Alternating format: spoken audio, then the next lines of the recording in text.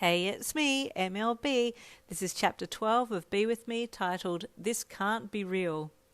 You shyly took his outstretched hand and he led you to the dance floor. Can you dance? He whispered to you. Nope. Can you? He whispered back. Nope, you giggled. Don't worry, we'll just wing it. He winked at you and your heart fluttered slightly. Around the floor you went, waltzing beautifully. The two of you just were naturally in sync, and not once did you step on his feet, much to your surprise. You felt the hand that he had placed on your hip tighten slightly, and you cocked your head at him. What's up? You asked him curiously. Oh, you felt that? He asked, surprised. Yeah, you laughed. Why did you grip me? Oh, Wait, let me check something. He took his other hand to your other hip and slid them both up to the smallest part of your waist. They almost touch, he exclaimed as he pushed his fingers together around your waist.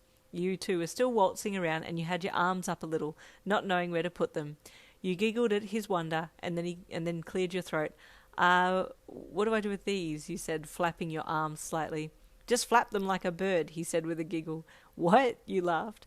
Do it, he coaxed, laughing hard when you actually did it. No, you can stop now. Put them on my shoulders, he encouraged. You did so, but it felt a bit stiff and awkward.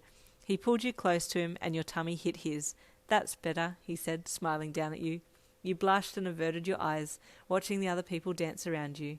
Without realizing it, you slid your hands closer to his neck and interlaced your fingers behind him, and he smiled again when he felt you do this.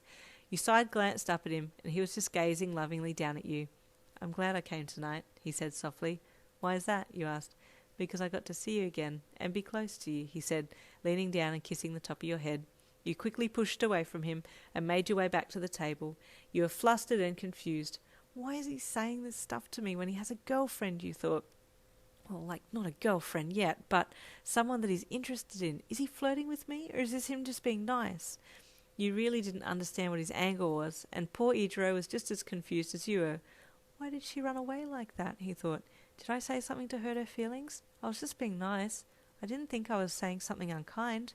He sadly walked off the dance floor and over to you.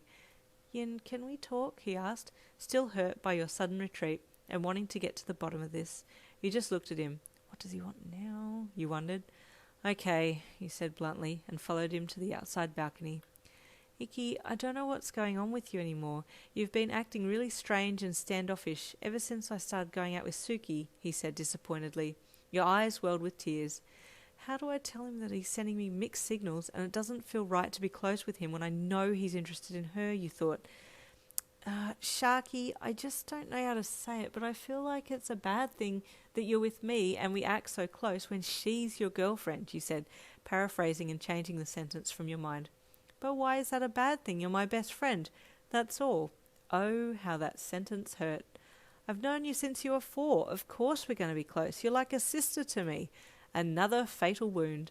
A tear escaped from your desperate clutches and rolled down your cheek. You don't get it, do you? You sobbed, your bottom lip quivering. Eijirou was stunned. What had he done now? Iki, I'm so sorry. I don't understand. Please tell me what I'm doing wrong. You buried your face in your hands and bawled. He reached out a hand to you, but didn't know what to do. Were you going to push him away again? His hand faltered mid-air. Suddenly fireworks went off, and you looked up in surprise, tears still streaming from your face. Eijirou looked too, admiring the bright flashes, then he looked at you. Even with your tear-stained face, you were still beautiful to him, and he smiled. They're beautiful, you sniffed, looking at the fireworks display. Yeah, you are, he responded softly. Your eyes snapped across to him.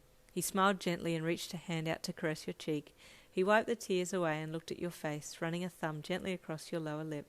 You melted into him and took a step closer. He was looking at your lips. He gently bit down his own bottom lip, and it looked like he was about to lean down and kiss you. You held your breath and waited, but instead of leaning in, he pulled back and looked away. Sorry, Yin, he said quickly, and removed his hands. Your heart plummeted. He was so close to making a move. On the way back home, he caught a ride with you, and halfway home reached across to hold your hand. You allowed it, and it made him smile. He rested his other hand under his chin and gazed out the window, deep in thought. He walked you up to your front door when you got there, and opened it for you and your mum, before bidding you good night. His mum had come to pick him up by this point, and it was late, so he didn't want to come inside. Hey, Iki, I've been thinking in the car, he said quietly, almost mumbling. I think I'll ask Suki to be my girlfriend tomorrow. You couldn't believe your ears, you deadpanned, your heart sinking, and you felt sick to your stomach. Fine, you said, maybe a little too harshly. Are you okay? He asked, concerned by the sudden change in your voice. Yep, you replied angrily. Never been better. You turned and stormed inside, leaving a very perplexed Eijirou at your front door as you slammed it in his face. And that's the end of chapter 12.